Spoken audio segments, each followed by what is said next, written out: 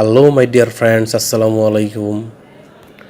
Usman Sahal medical services YouTube চ্যানেলের পক্ষ থেকে আপনাদেরকে জানাই স্বাগতম। আশা করি আল্লাহর রহমতে আপনারা সবাই ভালো আছেন। বন্ধুগণ, আজকের ভিডিওতে আমি আপনাদের সাথে বাচ্চাদের এবং প্রাপ্তবয়স্কদের অ্যাজমা, শ্বাসকষ্ট, অ্যালার্জি, চুলকানি, হাঁচি, কাশি, নিঃশ্বাসের সাই সাই শব্দ ইত্যাদি সমস্যার সমাধানে অত্যন্ত কার্যকরী একটি মেডিসিন এবং মেডিসিনটির নাম, দাম, গ্রুপ বা জেনেরিক নাম, প্রস্তুতকারক কোম্পানির নাম, খাওয়ার নিয়ম এবং এর সাইড এফেক্টস বা পার্শ্ব প্রতিক্রিয়া সম্পর্কে আলোচনা করব। তবে ভিডিওটি শুরু করার আগে আপনাদের প্রতি রিকোয়েস্ট, আপনি যদি আমার চ্যানেলে নতুন হয়ে থাকেন তাহলে অবশ্যই চ্যানেলটি সাবস্ক্রাইব করে লাইক, কমেন্টস এবং শেয়ার করবেন।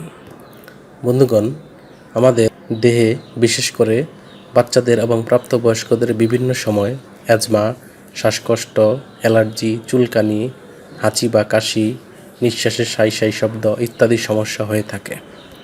এইসব সমস্যার সমাধানে বিশেষজ্ঞ ডাক্তারগণ বা স্পেশালিস্ট ডাক্তারগণ যে ঔষধটির কথা বলে থাকেন তার নাম হলো ভ্যানটিয়ার ট্যাবলেট। এটির গ্রুপ বা জেনেরিক নাম হলো মন্টিলোকাস্ট সোডিয়াম। এটির উৎপাদনকারী প্রতিষ্ঠানের নাম হচ্ছে ইথিক্যাল ড্রাগস লিমিটেড।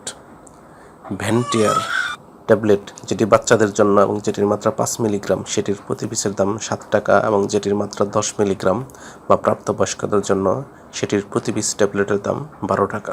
এটি খাওয়ার নিয়ম হচ্ছে 6 মাস থেকে 5 বছর বয়সী শিশুদের জন্য 4 মিলিগ্রামের একটি করে ট্যাবলেট দিনে একবার।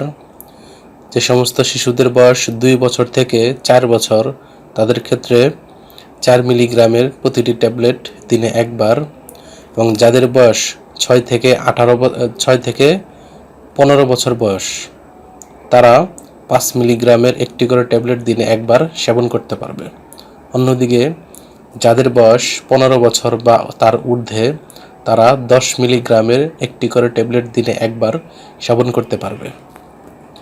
এই ট্যাবলেটটি খাওয়ার পর সামান্য কিছু সাইড এফেক্টস বা পার্শ্ব প্রতিক্রিয়া দেখা দিতে পারে, যেমন ডায়রিয়া, জ্বর, পরিপাকতন্ত্রের অস্বস্তি, মাথা ব্যথা, বমি বমি ভাব, স্নায়বিক যন্ত্রণা, পেশির ব্যথা, মাথা ঘোরা, মুখের শুষ্কতা, ঘুমের সমস্যা ইত্যাদি সাধারণ পার্শ্ব প্রতিক্রিয়া দেখা দিতে পারে। গর্ভাবস্থায় এবং স্তন্যদানকালীন সময়ে এই ঔষধটি সেবনের পূর্বে অবশ্যই রেজিস্টার্ড চিকিৎসক বা বিশেষজ্ঞ ডাক্তারের পরামর্শ নিয়ে এই ঔষধ সেবন করতে হবে। এই ঔষধটি আলো ও তাপ থেকে দূরে ঠান্ডা এবং শুষ্ক স্থানে রাখতে হবে এবং 30 ডিগ্রি সেন্টিগ্রেড তাপমাত্রা নিচে সংরক্ষণ করতে হবে এবং শিশুদের হাতের নাগালের বাইরে রাখতে হবে।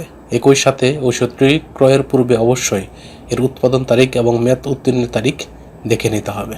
ধন্যবাদ।